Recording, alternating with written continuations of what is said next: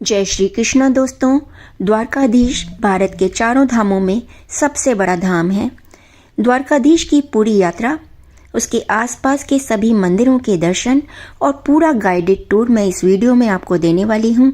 इसलिए पूरा समय निकालकर इस वीडियो को शुरू से आखिर तक जरूर देखें ताकि आपको पूरी जानकारी मिल सके कि द्वारकाधीश जाने के बाद आपको किस तरह आसपास की सभी जगहों को देखना है। पूरा गाइडेड टूर होगा।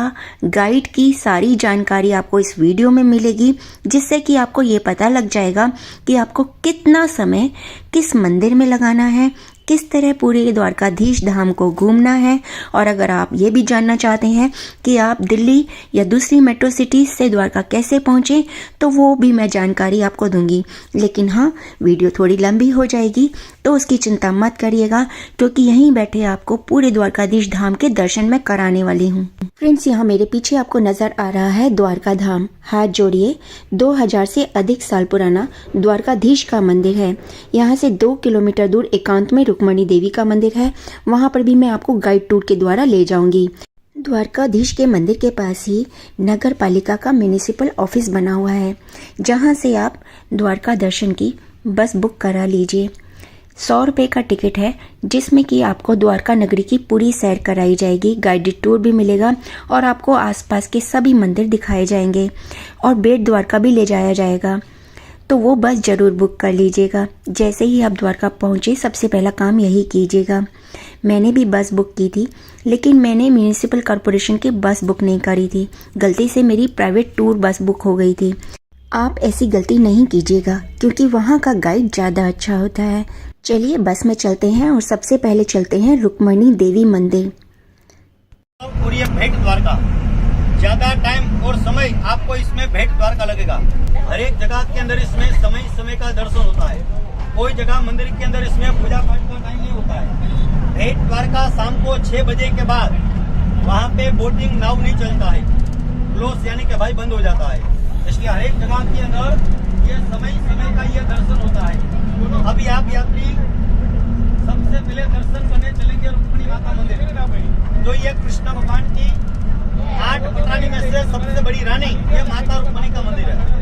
भाई ये माता रुक्मणी द्वारका से अलग कैसे हो गई? क्योंकि हजारों साल पहले की एक बात है कि भगवान द्वारकाधीश और माता रुक्मणी शादी करने के बाद उनके कुलगुरु दुर्वासा मुनि के पास भगवान भोजन का न्योता देने चले।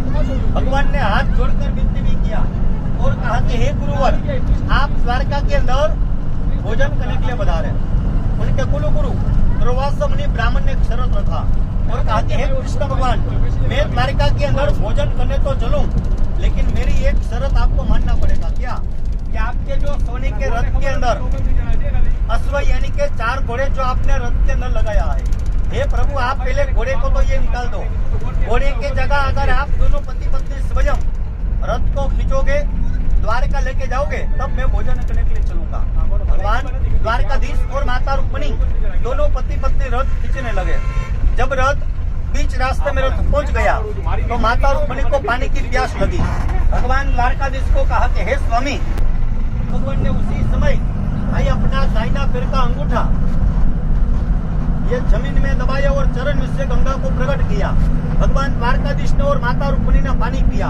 भूल गलती इतना छोटा सा ये हो गया कि उनके कुलगुरु ये दुर्वासा मुनि ब्राह्मण को नहीं पूछा।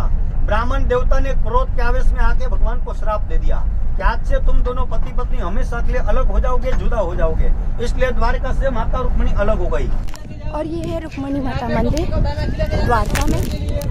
द्वारकाधीश मंदिर से लगभग 2 किलोमीटर दूर एकांत में है रुक्मणी देवी जी का ये मंदिर। कहते हैं दुर्वासा के शाप के कारण उन्हें एकांत में रहना पड़ा था। किसी भी मंदिर में कैमरा ले जाना अलाउड नहीं है। फिर भी मैं आपको दर्शन करा रही हूँ। किसी तरह दर्शन कीजिए और धर्म लाभ लीजिए। बोलिए रुक्मणी देवी माता की जय। कृष्ण जी के साथ रुक्मणी माता द्वारकाधीश में रहती थी, जो उनका हरिगृह था, निजी महल था, जहाँ पर आज द्वारकाधीश मंदिर है। बाकी नगर समुद्र में डूबा हुआ है, जिसकी खोज चल रही है। और ये रुक्मणी मंदिर दुर्वासा मुनि के शाप के कारण रुक्मणी देवी का आवास बना था। अब चलिए बैठते हैं बस में दोबारा और चलते हैं आगे। गाइड से पूछते हैं कहाँ चलना है। आगे की साइड में नागेश्वर ज्योतिर्लिंग का दर्शन करने के लिए चलोगे। अपने भारत देश के अंदर जो ये 12 ज्योतिर्लिंग बताया है, उनमें से 2 ज्योतिर्लिंग गुजरात के अंदर बोलते हैं, सौराष्ट्र सोमनाथ और दूसरा है दारुकावन नागेश्वर ज्योतिर्लिंग। 4 ज्योतिर्लिंग महाराष्ट्र के अंदर बताया है, भीमाशंकर, त्र्यंबकेश्वर, कृष्णेश्वर और वैद्यनाथ। एक वैद्यनाथ झारखंड में भी बताया, बाबा वैद्यनाथ धाम। 2 ज्योतिर्लिंग साउथ के अंदर रामेश्वरम और श्रीशैलम मल्लिकार्जुनम। 2 ज्योतिर्लिंग उज्जैन के अंदर महाकालेश्वर और ओमकारेश्वर। 1 ज्योतिर्लिंग बनारस में काशी विश्वनाथ और 1 ज्योतिर्लिंग उत्तराखंड के अंदर केदारनाथ। 12 ज्योतिर्लिंग में से 8वां नंबर का नागेश्वर ज्योतिर्लिंग कहते हैं। यहाँ पे इसी जगह पे स्वयं माता पार्वती और भगवान शिव जी ने नाग और नागिन के स्वरूप में प्रकट होकर एक दारुक नाम का राक्षस का वध किया था। तब से ये कहते हैं दारुकावन नागेश्वर ज्योतिर्लिंग कहते हैं। आप सभी यात्रियों ने एक नाम सुना होगा, गुलशन कुमार 19 वाले मंदिर के अंदर 2001 में 5 करोड़ का दान दिया था। मंदिर और बगल में शंकर भगवान की स्टेच्यू यानी कि बड़ी मूर्ति का ये निर्माण किया है। आप यहाँ की बड़ी मूर्ति का आप लोग जो ये दर्शन करेंगे, 85 इंचियस की बड़ी मूर्ति है। और आप सभी यात्री भाई, आप लोग सवेरे यहाँ कल शाम को आप लोगों ने द्वारकाधीश का यहाँ का दर्शन भी किया होगा। यहाँ से लाखों करोड़ों लोग द्वारकाधीश का दर्शन लेके अपने गाँव यानी कि घर चले जाते हैं। कोई व्यक्ति को मालूम भी नहीं पता है कि द्वारकाधीश का ये मंदिर का निर्माण किसने और क्यों बनवाया है।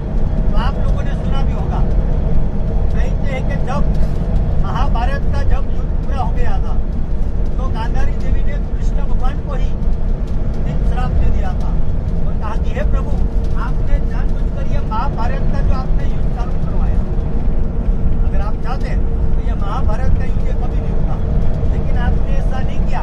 इसलिए हे प्रभु, आपको मैं दिन श्राप देता हूँ। पहला श्राप कि आपकी ये जो सोने की जो द्वारिका है, एक दिन ऐसा आएगा कि आपके ही परिवार के लोग ये सोने की द्वारिका मिटवा देंगे। दूसरा श्राप कि आपके जो जितने भी जो ये परिवार है यादव कुल, वो अंदरों अंदर झगड़ के एक दूसरे को ही मार देंगे।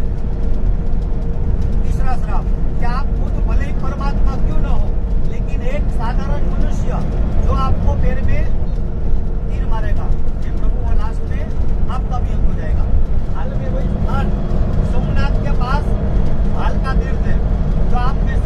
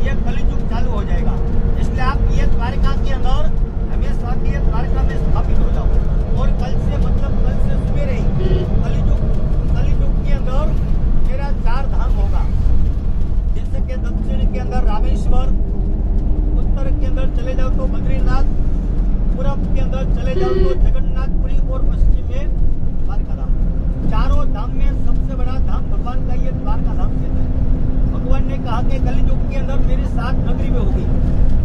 अयोध्या, मथुरा, माया, माया यानी कि हरिद्वार, अयोध्या, मथुरा, माया, काशी, कांची, अवंतिका, अवंतिका यानी कि उज्जैन, बारामती शैव, ये मोक्ष द्वारका। भगवान ने यहाँ तक कहा कि जो कोई व्यक्ति है द्वारका नगरी में अगर आके भगवान राजाधिराज द्वारकाधीश का अगर जो कोई व्यक्ति दर्शन करेगा, गोमती नदी के अंदर जो कोई व्यक्ति स्नान करेगा या गोमती नदी का अगर जो कोई दर्शन भी करेगा तो उसको 4 धाम की यात्रा का फल मिलेगा।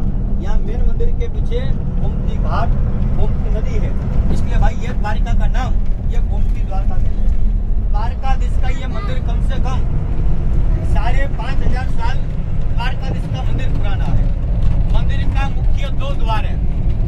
आगे का जो द्वार है उसको स्वर्ग द्वार कहते हैं और पीछे का जो द्वार है उसको भाई मोक्ष द्वार कहते हैं।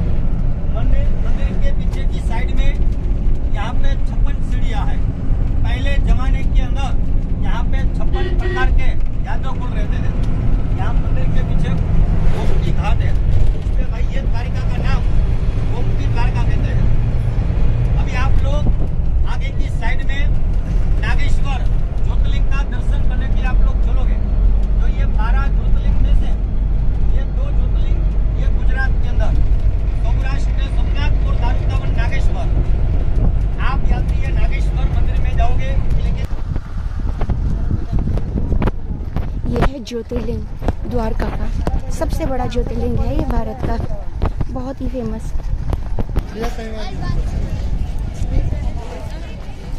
इस पर जो झंडा लग रहा है ना वो 4 मीटर का झंडा है और दिन में 5 बार चेंज होता है।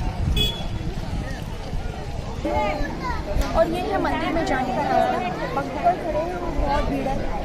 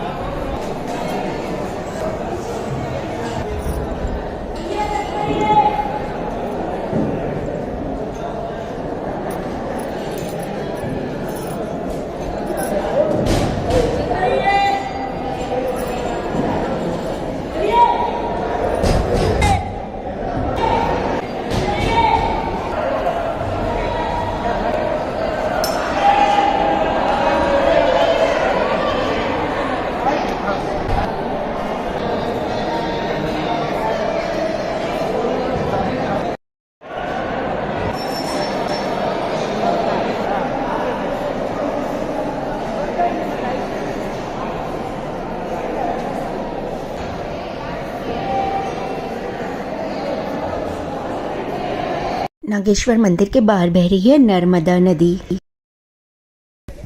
दर्शन कीजिए नागेश्वर मंदिर के, नर्मदा नदी के दर्शन कीजिए, धर्म लाभ लीजिए। यहाँ पर हवन कुंड है नागेश्वर मंदिर ज्योतिर्लिंग में। और यहाँ पर कौन सा पानी है ये गोमुख गंगा। ये गोमुख गंगा का पानी है। ये गोमुख गंगा का पानी है जो कि हम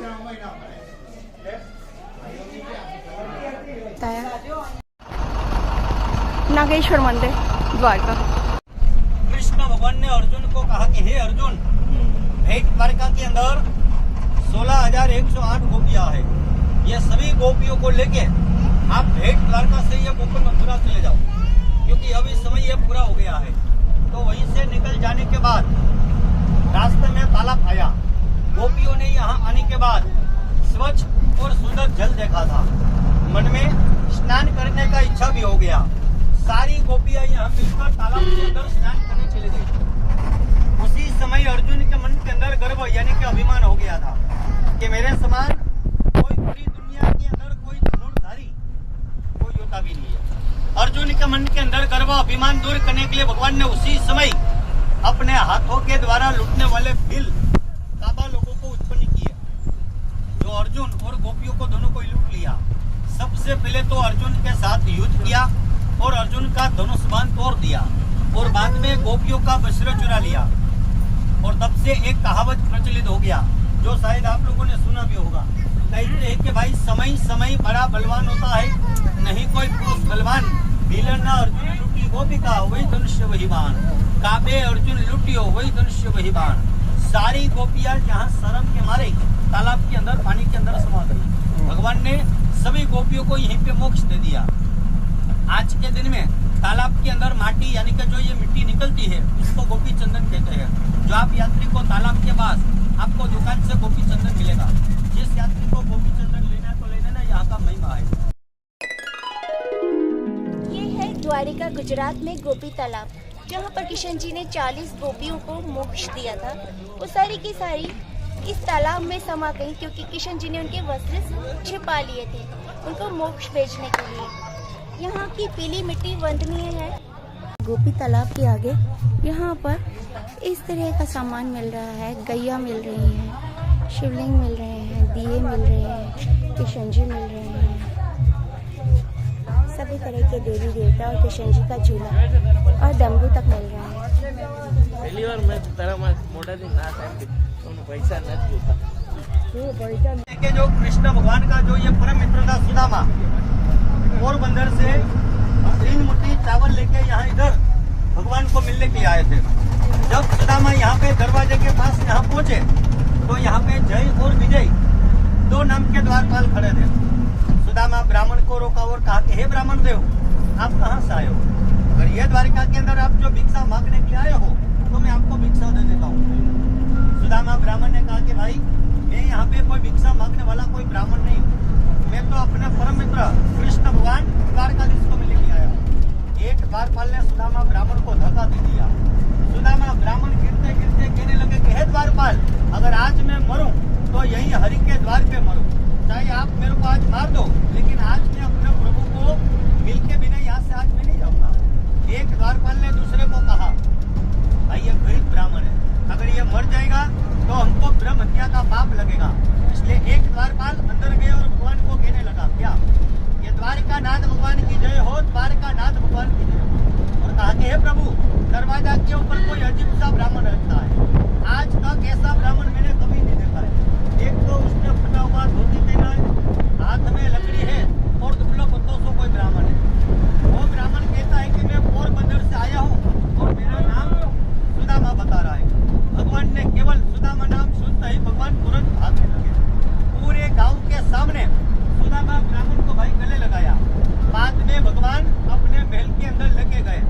अपनी राजगादी यानी कि आसन के ऊपर सुदामा ब्राह्मण को बिठाया। उस समय कृष्ण भगवान भाई इतना रोए कि अपने आंसुओं से सुदामा ब्राह्मण का चरण भी धो दिया। बाद में कृष्ण भगवान ने सुदामा ब्राह्मण को स्नान भी करवाया, नया कपड़ा भी दिया और 56 भोग भी खिलाया। और बाद में भगवान हाथ जोड़कर कहने लगे, कहा हे ब्राह्मण देव, आप पोरबंदर से आए हो तो मेरी भाभी ने मेरे लिए क्या भेजा है?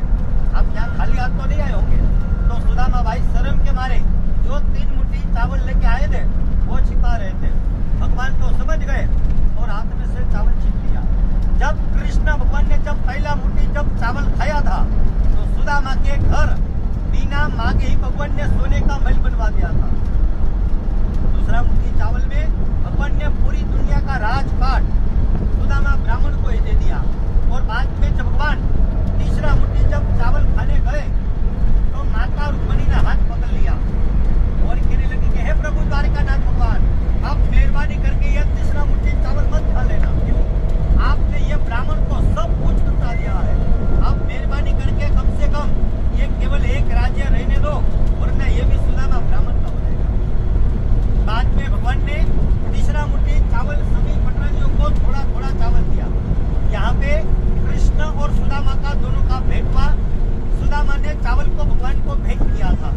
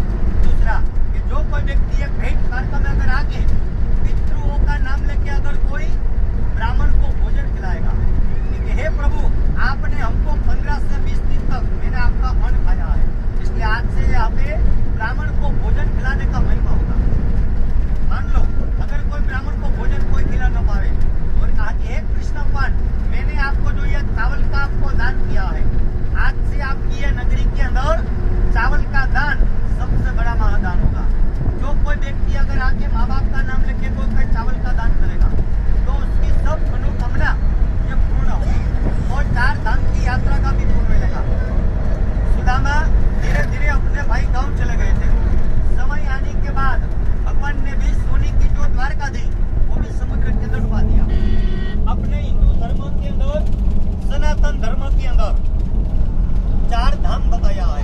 इसमें पहला नंबर का धाम दक्षिण के अंदर रामेश्वर बताया। रामेश्वर के अंदर आप लोग चले जाओ, यहाँ कोई गया होगा तो रामेश्वर के अंदर वहाँ पे छोटे बड़े टोटल 22 कुंड बताया है। जब तक आप लोग पहले 22 कुंड के अंदर स्नान आप लोग न करो, बाद में भगवान के ऊपर जल अभिषेक आप लोग जो ये न करो, या रामेश्वर ज्योतिर्लिंग का आप लोग जो दर्शन न करो, तो ये रामेश्वर की यात्रा करना बेकार होता है। बद्री नारायण के अंदर अलकनंदा घाट नदी के ऊपर समस्त पितरों का नाम लेके जब तक आप लोग भाई ब्रह्म का पाली जो पिंडदान आप लोग न करो, तो ये बद्रीनाथ भी यात्रा करना बेकार होता है। तीसरा नंबर का धाम जगन्नाथपुरी बताया पूरब के अंदर। ये जगन्नाथपुरी के अंदर भगवान को जब तक आप लोग राइस चावल हाथ की हांडी जब तक आप लोग न चढ़ाओ, तो ये जगन्नाथ भी यात्रा करना बेकार है। चौथा धाम आखिरी धाम तो सबसे बड़ा धाम ये मोक्षपुरी भेट द्वारका धाम बताया। और हम जा रहे हैं भेट टापू पर कि हम एक बोट से जा रहे हैं और इस बोट में है 200 जने। बहुत बड़ी बोट है, आधा घंटे का रूट है, बहुत प्यारी जर्नी है।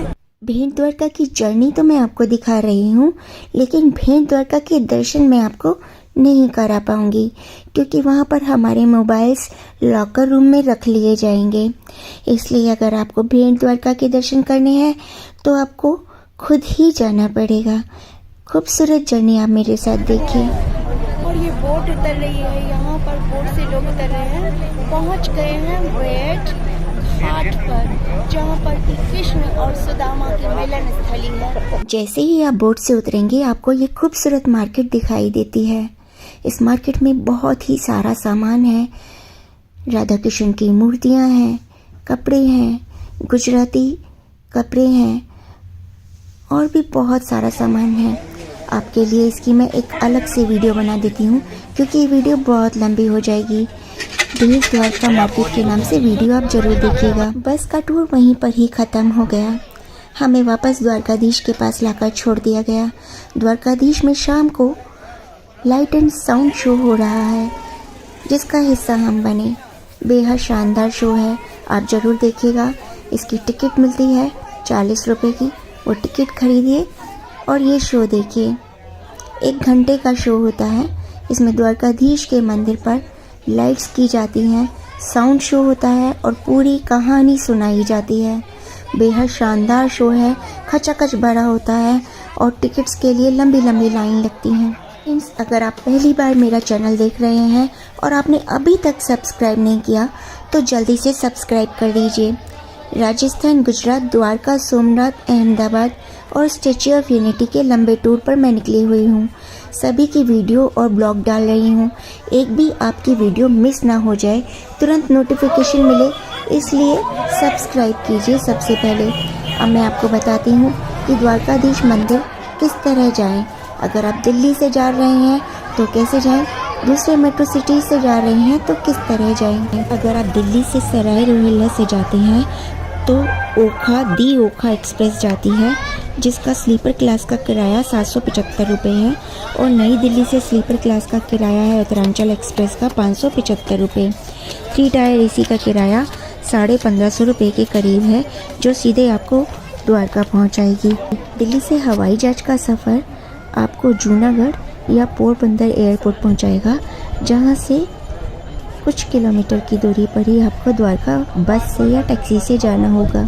सुदामा सेतु देखते रहिए जो द्वारकाधीश मंदिर के एकदम पीछे है।